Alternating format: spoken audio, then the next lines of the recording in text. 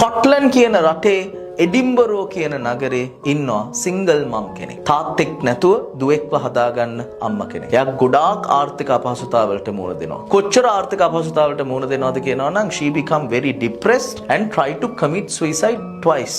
සීදීනසා ගන්න හදනවා දෙපාර. ඊට පස්සේ කරන්නම දෙයක් නැති තැන එයා ගිහිල්ලා නවකතාවක් ලියන්න ගන්නවා. තමන්ගේ දරුවා කොෆි shops වල තමන් ගාවම නිදාගෙන ඉඳෙද්දි එයා පිටු ගණන් මේ නවකතාව ලියනවා. නවකතාව ලියලා මෙයා ගෙනියනවා publishers ලා ගාවට. පළවෙනි එක්කෙනා රිජෙක්ට් කරනවා. දෙවෙනි එක්කෙනා රිජෙක්ට් කරනවා.